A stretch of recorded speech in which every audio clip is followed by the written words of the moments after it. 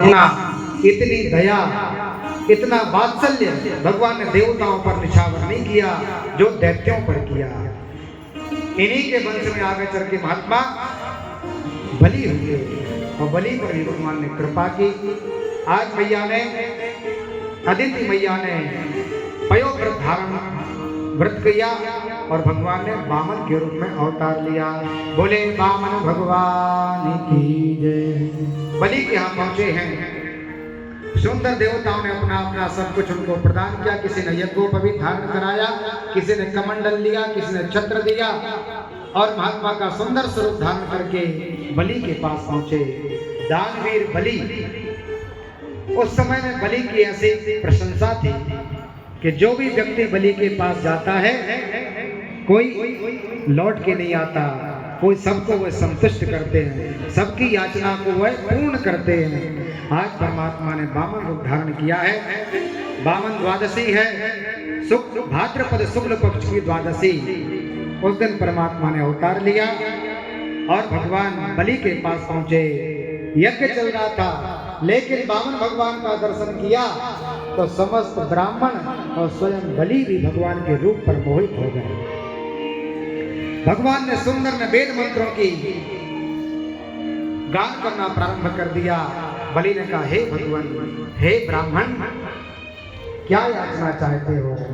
भगवान ने कहा, राजन, मैंने सुना है कि आज इस त्रिलोकी में एक ही दानी है, वह है आप। आपसे मैं कुछ याचना करना चाहता हूँ। आज बलि भगवान के रूप लावण्य पर, भगवान के तेज पर ऐसे मोहित हो गए। बोले भगवान आदेश कीजिए, प्राण भी आपके चरणों में समर्पित है। बलि ने, भगवान ने कहा, राजन, मुझे ना आपकी संपदा चाहिए, ना आपका राज्य चाहिए, ना आपका प्राण चाहिए, मुझे तो केवल 3 पग पृथ्वी चाहिए। सुंदर देने को तैयार हुए। संकल्प का समय आया। बलि के मन में ऐसा आभास हो गया, थोड़ा अभिमान का अंकुर भी आ गया कि देखो, मैंने तो पूरे राज्य के कोषों को खाली कर दिया, मैंने पृथ्वी को दान कर दिया ब्राह्मणों के लिए, और आज ब्राह्मण केवल 3 पद मांग रहा है और कहते कि बिना संकल्प के नहीं लेंगे। बलि ने कहा, जहां आपका मनोज 3 पद मिले। बोले नहीं, संकल्प द्वारा हम यह आपकी याचना स्वीकार करेंगे। संकल्प होने के लिए तैयार होगा। शुक्राचार्य ने विचार किया, ये तो नारायण हैं, हमारे शिष्य को छलने के लिए आए हैं। और जल पात्र में से जैसे जल गिरने लगा, महात्मा शुक्राचार्य अवरुद्ध हो गए कि जब तक जल नहीं गिरेगा संकल्प पूरा नहीं होगा और हमारा यह शिष्य बच जाएगा। भगवान नारायण तो सर्वंतर्यामी है, समझ गए शुक्राचार्य की लीला हो गई। जो हाथ में कुशा रखा था उसी कुशा से शुक्राचार्य जी को हटाया, जल गिरा, संकल्प पूरा हुआ और परमात्मा ने 3 पग पृथ्वी दे दी। इस कथा से हमको थोड़ा सा सीखना चाहिए कि जो दाता है, जो दे रहा है, तो देने दीजिए। हमें किसी प्रकार के व्यक्तियों के बीच में अवरोध नहीं बनना चाहिए। कई ऐसे मानव हैं वर्तमान समय में, या तो स्वयं दान नहीं करेंगे और जो दान करेगा उसको रोके, अरे इतना क्यों देते हो? पंडित जी लोग तो मानते रहते हैं, वो तो कहते ही रहते कि संकल्प करो, दीप दान करो, दक्षिणा दो। दाता का मन दान करने का है तो अवरुद्ध मत करो। स्वयं दान नहीं कर रहा तो दूसरों को भी नहीं रोके। शुक्राचार्य जैसी गति होगी। महात्मा शुक्राचार्य जी एक आंख गोविंदाय नमो नमः। आज परमात्मा ने त्रिविक्रम रूप धारण किया है और एक पग से समस्त पृथ्वी का भगवान ने नाप लिया। दूसरा पग भगवान ने रखा तो भू व सत्य ब्रह्म आदि लोगों पर भगवान का चरण चला गया। ब्रह्मा जी ने देखा भगवान का चरण है, विचार किया कैसे प्राप्त हो गया। तत्काल कमंडल से जल लिया, भगवान का चरण का प्रक्षालन किया और वही चरण का जल चरणामृत अपने कमंडल में रख लिया। भगवान ने बलि से कहा, राजन, 3 पग पृथ्वी दान करने का संकल्प था और आज 2 पग में मैंने समस्त ब्रह्मांडों को नाप लिया, तीसरा पग मैं कहाँ रखूं? यदि संकल्प पूरा नहीं होगा तो आपका दान करने का पूरा धर्म नष्ट हो जाएगा। अब तो महात्मा बलि समझ गए यह तो योग ईश्वर परब्रह्म परमात्मा है। आत्मनिवेदन कर दिया और अपने आप को भगवान के चरणों में समर्पित कर दिया। भगवान हमारा जितना राजपाट था सब चला गया, अब मेरा शरीर है। तो स्वयं अपनी पत्नी के साथ लौट गए और परमात्मा धन्य है स्वयं अपना चरण का जो चरण कमल है, जिन चरणों का ध्यान भगवान शिव निरंतर करते रहते हैं, जिन चरणों का ध्यान करते करते योगींद्र मुनींद्र संत ध्यान करते करते परमात्मा को प्राप्त हो जाते हैं, वह आज साक्षात भगवान का चरण बलि के मस्तक पर है। सुखदेव जी कहते राजन भगवान समदर्शी देखो कितनी कृपा करते हैं। इन्हीं प्रहलाद जी के पुत्र हुए विरोचन के हुए बलि पर भगवान ने कितना कृपा की। प्रहलाद जी को अंक में बिठाया, बलि जी के ऊपर अपना चरण रख दिया। आज परमात्मा के वह स्वरूप पूरा हुआ। भगवान ने कहा राजा बलि आप जो है वरदान मांगिए, क्या वरदान चाहते हो। तो राजा बलि कहने लगे भगवान आप मांगने वाले आए थे बनकर और आपने ही हमसे मांग रहे थे, ये श्रेष्ठ नहीं है। और राजा बलि परमात्मा को कहने लगे कि मुझे कुछ नहीं चाहिए। परमात्मा ने कहा राजन मैं प्रसन्न हूं, मांगिए। तो आज परमात्मा श्री वामन के रूप में बलि के ऊपर कृपा की और बलि जी से कहा कि हम आपकी सानिध्य लेंगे। सुतल देव का राजा बना दिया और भगवान वहां पार्षद के रूप में खड़े हो गए। चतुर्मास में भगवान बलि के यहाँ रहते हैं। रक्षाबंधन के दिन मैया लक्ष्मी जी पहुंची हैं। बलि को रक्षाबंधन रक्षा सूत्र बांधा है। ऐन बंधो बलि राजा दान बंधो महाबला तेन बंधा में रक्षे माचल माचला। और इस दक्षिणा में क्या मांगा, अपने पति को ही मांगा है। और परमात्मा वैकुंठ वासी हुए। बोले भक्त वत्सल भगवान की जय। आगे जाकर के सत्यव्रत नाम के राज पर भगवान ने कृपा की और मत्स्य रूप भगवान ने धारण किया। समुद्र मंथन हुआ और समुद्र मंथन के समय भगवान ने विश्व मोहिनी रूप धारण किया, देवताओं पर कृपा की। उसी समय भगवान ने कच्छप रूप धारण किया। जब देवता और दानव इस समुद्र का मंथन करने लगे और सुमेरु नाम के पर्वत मंदराचल नाम के पर्वत को रखा, बांस की नाम की रस्सी बनाई, एक तरफ देवता लग गए एक तरफ दानव लग गए, खींचने लगे। तो वह पर्वत समुद्र में डूबने लगा। मंथन ठीक से नहीं हुआ तो भगवान कच्छप बन गए और भगवान ने उस पर्वत को आधार दिया और परमात्मा ने कृपा की। अमृत आदि उत्पन्न हुए। देवता दानवों में लड़ाई होने लगी, पहले हम ग्रहण करेंगे, पहले हम ग्रहण करेंगे। भगवान विश्वमोहिनी रूप धारण किया, अमृत कलश लिया, नृत्य करने लगे। समस्त राक्षस भगवान के रूप से मोहित हो गए और भगवान ने कहा देखो पहले हम देवताओं को पिला देते हैं, तो जो गाढ़ा गाढ़ा पदार्थ बचेगा हम आप दैत्यों को प्रदान कर देंगे। भगवान की माया है, जो परमात्मा करना चाहते सो करते। भगवान ने पूरा अमृत देवताओं को प्रदान कर दिया। थोड़ा सा बचा। एक सुरभानु नाम के दैत्य ने विचार किया अमृत तो खत्म होने वाला है। तत्काल चंद्रमा और सूर्य के बीच में वह दैत्य लग गया, देवता का रूप धारण करके। सभी दैत्यों को प्राप्त तो नहीं हो पा रहा है, छल से हम ही ग्रहण कर लें। तो सुरभानु नाम का दैत्य लगा। भगवान तो अंतर्यामी है, योगेश्वर परमात्मा ने समझ गए कि दैत्य है। चक्र को आदेश दिया, परमात्मा चक्र गया, इतने में आधा बिंदु उसके शरीर में अमृत का चला गया। सिर उच्छेद कर दिया, एक तरफ धड़ एक तरफ सिर। और वही सुरभानु नाम का दैत्य राहु केतु के रूप में अवतरित हो गया। परमात्मा ने दिव्य कृपा की है। उसी समय भगवान शिव परमात्मा के दिव्य मोहिनी रूप से आकर्षित हुए हैं। अपितु भगवान मनोजवम, भगवान ने कामारी है। भगवान शिव जब तपस्या में लीन थे, देवताओं ने विचार किया तपस्या भंग नहीं हो रही, तो परमात्मा ने कामदेव पर विजय प्राप्त की। ऐसे परमात्मा लीला से ही आज मोहित हो गए। भगवान का तेज निकला और गौतम की कन्या अंजनी जंगल में थी। परमात्मा की वह दिव्य कृपा पूरी हुई। देवताओं ने भगवान का तेज अंजनी मैया के दक्षिण कान में वायु के वेग से हवा के माध्यम से प्रवेश कराया और उसी तेज से परमात्मा श्री हनुमान जी का जन्म हुआ। बोले हनुमान जी महाराज की जय। पवन तनय बल पवन समाना बुद्धि विवेक विज्ञान धाना। ऐसे अतुलित ज्ञानियों में अग्रगण्य, बुद्धि में श्रेष्ठ, बल की सीमा भगवान के परम भक्त श्री हनुमान जी का जन्म हुआ। ऐसे परमात्मा के अवतार होने लगे। अब तो परमात्मा श्री सुखाचार्य जी ने अष्टम स्कंद में प्रवेश किया है। बोले भागवत महापुराण की जय। आज चतुर्थ दिवस का यह पावन चरित्र चल रहा है और कथा के माध्यम से कथा में भगवान को आज जन्म भी लेना है, लेकिन क्या करें, बड़ा विलंब हो गया। जल्दी से थोड़ी थोड़ी सी कथा को हम प्रणाम करते हुए शीघ्रता से परमात्मा के पास पहुंचेंगे।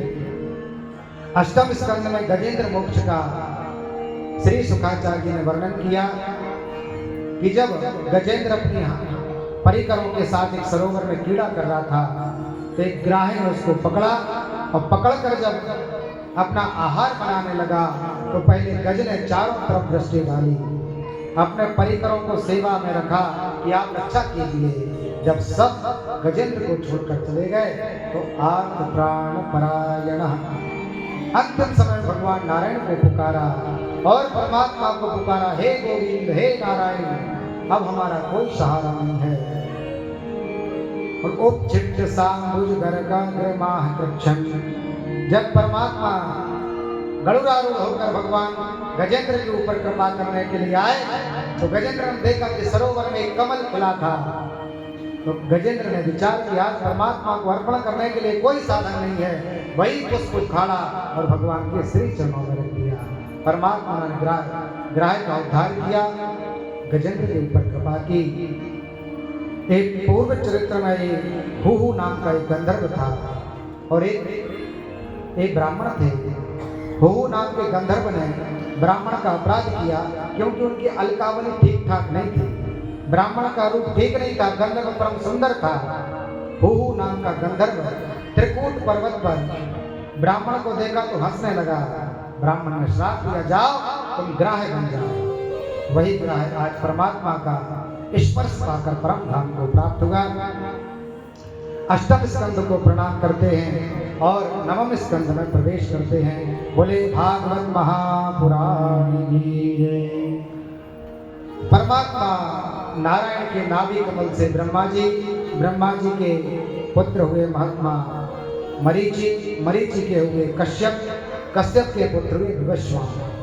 महाधर्मात्मा तेज संपन्न महात्मा विवस्वान, इन्हीं के यहाँ हुए कवि, इन्हीं के आगे वंश परंपरा में नभक के हुए शरियाती के यहाँ कन्या हुई सुकन्या।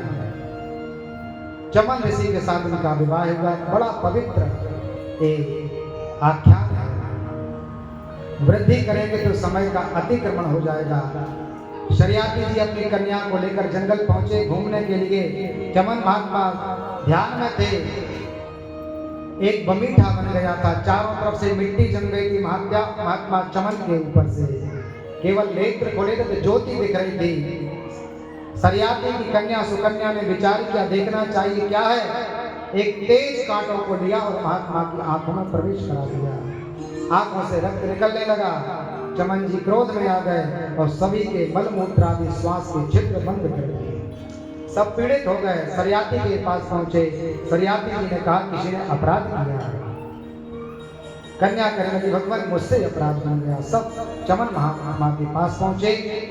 चमन जी ने कहा, देखो मैं अंधा हो गया, रक्षा कौन करेगा। तो महात्मा सप्तनिष्ठ महात्मा सूर्य वंश में उत्पन्न श्री शरियाती जी ने अपनी कन्या वृद्ध ऋषि को प्रदान की। ऐसी कृपा की शरियाती जी ने। इन्हीं के वंश में नृग हुए। महात्मा नृग की कथा आगे सप्तम दिवस में आप लोगों को श्रवण कराएंगे। इन्हीं के परंपरा में इक्ष्वाकु हुए। इक्ष्वाकु के जन्म लेने से ही इस वंश का नाम इक्ष्वाकु वंश रखा गया। बड़े धर्मात्मा थे महात्मा इक्ष्वाकु। इन्हीं के यहाँ श्राद्ध देव हुए। इनका विवाह श्राद्ध देवी से हुआ।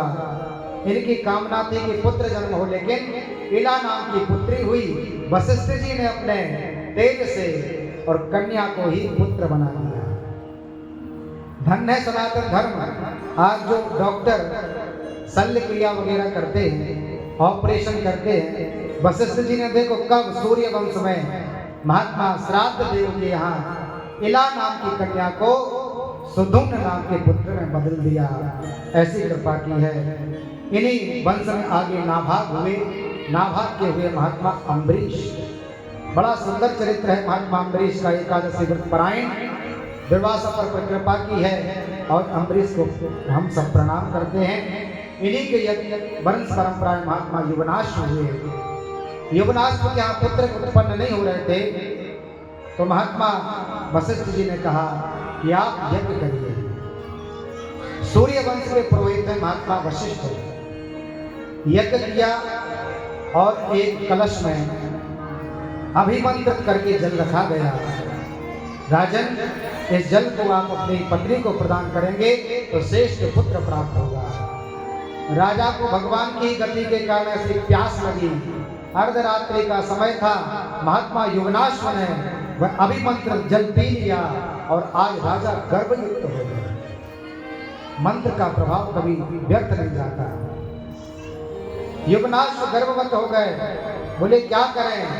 महात्मा युवनाश की दक्षिण जंघा को काटा गया और उसी से पुत्र हुआ। उनका नाम मानधाता हुआ। इन्हीं वंश परंपरा में सत्यव्रत हुए, जिसमें भगवान ने मत्स्य रूप धारण करके सत्यव्रत के ऊपर कृपा की है।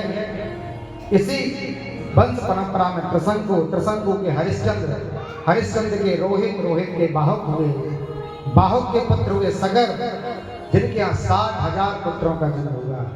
महात्मा कपिल के रोष के कारण, कपिल की दृष्टि मात्र से 60,000 पुत्र मृत्यु को प्राप्त होकर राख का ढेर हो गया। सगर ने विचार किया इनका उद्धार करना चाहिए। अपनी परंपरा में बता गए कि हमारा एक ही लक्ष्य है, इन 60,000 पुरखों का उद्धार करना। इन्हीं की परंपरा में असमंजस हुए। असमंजस के हुए अंशुमान के हुए दिलीप और दिलीप के हुए महात्मा भगीरथ। भागीरथ जी ने तेज तपस्या की और परमात्मा को प्रसन्न किया। और जो वामन रूप का भगवान का वह चरण ब्रह्मा जी के पास पहुंचा था, कमंडल में रखा हुआ था, वहीं से गंगा जी का प्रादुर्भाव हुआ। बोले गंगा माई की जय हो। गंगे गंगे च यो भूयात् योजनानां सतैरपि प्रमुच्यते सर्व पापेभ्यो विष्णु लोकम सगच्छति। गंगा जी भगीरथ जी के पास आने को तैयार हुई। बड़ा सुंदर चरित्र है। बड़ा लालच होता है कि पूरा चरित्र कहें, लेकिन क्या कहें। तैयार हुई आने को। माता ने विचार किया पृथ्वी लोक पर नहीं जाएंगे। आताताई अधर्मी, हिंसा करने वाले, पाप कर्म करने वाले आएंगे। गंगा जी में स्नान करके पाप का प्रशांत करके चले जाएंगे। तो बोले धरातल पर जाएंगे, लेकिन पृथ्वी का भेदन करके पाताल लोक चले जाएंगे। महात्मा भगीरथ ने शिव जी को प्रणाम किया और शिव जी ने अपनी जटाओं का फैलाया। गंगा जी भगवान की जटाओं में कल कल करके वही विश्राम कर गए। अब भगीरथ विचार करने लगे, अभी गंगा जी आने को तैयार नहीं। और अब परमात्मा शिव जी ने ऐसी कृपा की कि जटाओं में ही विलीन हो गई। इतनी तेज संपन्न मां गंगा भगवान शिव के जटाओं से बाहर नहीं निकली। कृपा की है भगवान ने एक बूंद महात्मा भगीरथ जी को प्रदान की कि आप रथ पर बैठिए, जहां जहां से रथ आपका जाएगा मैया का दर्शन होगा। चली जा रही थी। जानवी ऋषि का आश्रम था। गंगा जी के वेग से जानवी ऋषि का आश्रम बह गया।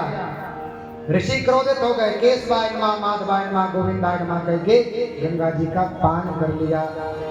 जैसे महात्मा अगस्त ने आचमन करके 7 समुद्रों को पी लिया था, ऐसे जानवी ऋषि ने गंगा जी का पान कर लिया।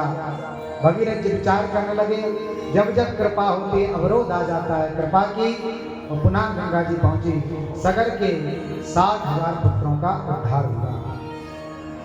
इन्हीं के वंश परंपरा में ऋतुपर्ण हुए, सौदास हुए, अस्मक हुए, नारी कवच हुए।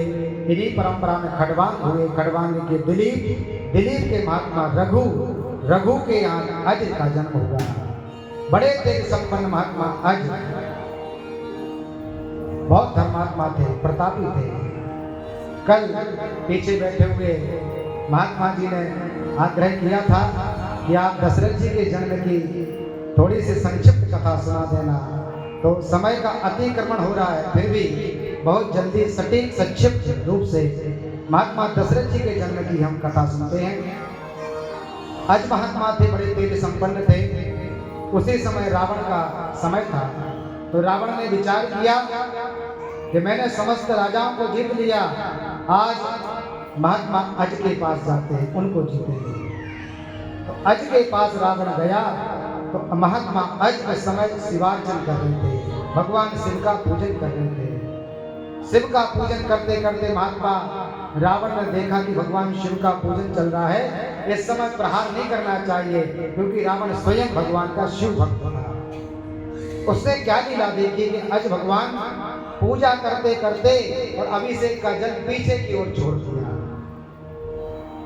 समाप्त हुई लीला, तो रावण ने कहा, भगवान अभिषेक का जल तो सामने छोड़ा जाता है और आपने जल पीछे क्यों छोड़ दिया? महात्मा आज कहने लगे, रावण, यहाँ से कई ओजन दूर एक जंगल में गाय ग्रास चल रही है, चारण कर रही है, घास खा रही है। उसी समय एक व्याघ्र मेरी दृष्टि में आ रहा है, वह गाय का पान कर लेगा, गाय का भक्षण कर लेगा। मैंने जो जल छोड़ा है वह तीरों का रूप धारण करके उस व्याघ्र को नष्ट कर दिए। रावण को विश्वास नहीं हुआ कि जल कभी बाण बन सकते हैं। महात्मा अज ने कहा, राजन, हे राक्षस राज रावण, जाओ अमुक स्थान पर अमुक जंगल में यह आपको दृश्य प्राप्त होगा। रावण गया है और देखा है गाय घास चल रही है, व्याघ्र मरा डला है। देखते ही रावण ने अज को प्रणाम किया, वहां से पलायन कर गया। एक समय क्या हुआ, महात्मा अज एक सरोवर में स्नान करने के लिए गए। सुंदर एक कमल खिला था। महात्मा अज ने विचार किया इसको पकड़ लें, लेकिन जैसे ही पकड़ने के लिए गए तो वह कमल दूर होने लगा। आकाशवाणी हुई, राजन, आप निसंतान हैं, आप क्या पुत्र जन्म नहीं लिया है, आप इस कमल के अधिकारी नहीं हैं। बड़ा दुख हुआ महात्मा को। आगे जाकर के राज में आकर प्रयास करने लगे, पूजन वैदिक अनुष्ठान के लिए महात्मा को पुत्र प्राप्ति नहीं हुई। एक दिन भगवान शिव ने विचार किया, ये हमारे परम भक्त हैं, इसलिए धर्मराज को आदेश किया, महात्मा आप ब्राह्मण का रूप बनाकर जाइए और महात्मा अज के ऊपर कृपा कीजिए। तो महात्मा धर्मराज स्वयं अपनी पत्नी को लेकर अज के राज्य काल में आए, उसी नगर में आए और भिक्षुक ब्राह्मण बन के अज के पास पहुंचे। बोले, महात्मा भिक्षाम देइए। राजा के धर्मात्मा थे, पूरा सर्वस्व देने को तैयार हो गए, अपना हार देने लगे। लेकिन महात्मा जो धर्मराज के रूप में ब्राह्मण थे बोले, भगवान यह जो धन आप दे रहे हैं यह राजा का धन है, आपके पास है प्रजा का है। प्रजा का जो परिश्रम है उसका फल धन इकट्ठा होकर कर के रूप में आपके पास इकट्ठा होता है। बोले, आप अपनी कमाई का कोई धन दान कीजिए। अज ने चारों तरफ दृष्टि डाली, विचार किया मेरी परिश्रम का तो कोई धन नहीं है। बोले, भगवान अभी आप कृपा करके जाइए, कल हम आपको दक्षिणा प्रदान करेंगे। आज राजा अज ने, रात्रि का समय था, एक साधारण व्यक्ति का रूप बनाया, बाल आदि लगा दिए, दाढ़ी आदि लगा दी, पगड़ी आदि पहन दी और एक औजार लेकर एक लोहार के पास पहुंचे। बोले, भगवान मैं आपके यहाँ कार्य करना चाहता हूँ। रात्रि भर महात्मा अज ने वहाँ कार्य किया। एक टका उस लोहार ने दिया, उस टका को लेकर राजा पहुंचे। सुबह हुआ, ब्राह्मण की खोजबीन की, ब्राह्मण भिक्षा याचन के लिए चले गए। पत्नी मिली, बोली, भगवान यह एक टका जो है अपने पति के लिए प्रदान कर देना। ब्राह्मण जो धर्मराज के रूप में थे पहुंचे और वह टका लिया। बोले, इतना सा धन दिया और उस टका को इस पृथ्वी पर डाल दिया और जैसे ही डाला है एक विशाल गड्ढा हो गया। उसी गड्ढे से स्वर्णमय रथ निकलने लगे। एक रथ निकला, विमान आ गया और ब्रह्मांड में चला गया। ऐसे एक एक करके 9 रथ निकल आए। 10वां रथ निकला, उसी रथ पर तेज संपन्न एक सुंदर बालक बैठा है और जैसे ही आया वह ब्रह्मांड में नहीं गया, उसी धर्मराज के रूप में ब्राह्मण के यहाँ रुक गया। ब्राह्मण ने उस रथ को लिया है। महात्मा आज के पास पहुंचे, राजन आपकी जो परिश्रम का जो फल था 1 टका था, उसी से यह उत्पन्न होगा और आप निसंतान थे, यह पुत्र है। 10वें रथ में आने से उनका नाम दशरथ हुआ। बोले दशरथ जी महाराज की जय। परम चक्रवर्ती महात्मा दशरथ हुए। ऐसे धर्मात्मा राजा, ऐसे शौर्य, ऐसे लड़ाई करने में निपुण कि महात्मा इंद्र भी उनको लड़ाई करने के लिए बुलाते थे। देवासुर संग्राम आदि में महात्मा दशरथ सशरीर जाकर के युद्ध करते थे। आधा सिंहासन इंद्र महात्मा दशरथ जी को प्रदान करते थे। ऐसे प्रतापी राजा थे। इन्हीं के यहाँ समय आने पर और परमात्मा ने जो पूर्व आदेश था, पूर्व आशीर्वाद था, मनु शत्रुपा दशरथ कौशल्या के रूप में अवतरित हुए और एक बार राजा को गिलानी हुई। एक बार ब्राह्मण के पास पहुंचे, वशिष्ठ जी के पास भगवान पुत्र प्राप्त नहीं हुआ। चौथा समय आ गया। वशिष्ठ जी ने कहा राजन चिंता त्याग दो और आप यहाँ 4 पुत्र जन्म लेंगे। और भगवान ने योग लगन ग्रह भारत थे भय सकल अनुकूल, अचर अरु अचर हर्ष युत राम जन्म सुखमूल। 9वीं तिथि मधुमास पुनीता, शुक्ल पक्ष हरि अति प्रीता। 9वीं तिथि है, शुक्ल पक्ष है, चैत्र का महीना है। 9वीं तिथि है, मंगलवार का दिन है और ठीक दिन के 12 बज रहे हैं। ना शीत है ना गर्मी है और समस्त भक्तों के ऊपर रक्षा करने वाले योगीश्वर परब्रह्म परमात्मा श्री राम जी ने 4 भाइयों के साथ अवतार ले लिया। बोले रामचंद्र भगवान की जय, श्री भरत जी महाराज की जय, श्री लक्ष्मण जी महाराज की जय, श्री शत्रुघ्न जी महाराज की जय। भय प्रगट कृपाला दीन दयाला कौसल्या हितकारी, हर्षित महतारे मुनि मनहारी, अद्भुत रूप विहारी, लोचन अभिरामा तनु घन श्यामा, विजयायुध चारि, भूषण वनमाला नयन विशाला, शोभा सिंधु कला। करी जोरी हस्त की डोरी, विहु विधि करो माया दुनिया दीने अमाना, वेद पुराण बंदीता, करुणा सुखसाग सब गुण याद, जी गावई गुणी का हो मोहित लागी, जने अनुरागी, भय प्रगट श्री का। ब्रह्मांड काया निर्मित माया, रोम रोम प्रतिवेद करे, हम गुरु सुवासी यह उपहासी, सुनत पीर मति नर उपजा जब ज्ञाना प्रभु मुस्काया, चरित बहुत कही गीत जही, कथा सुहाई हाथ बुझाई, जी कृतान माता पुण्य बोली सोमति डोली, सजहु तात यय रूपा, जय सुलीला अति प्रिय शीला, रह सुख परम अनुपमा। सुनि वचन सुजाना रोदन गाना, हुए बालक सुरभूपा, ये चरती जावई हरि पद पावई,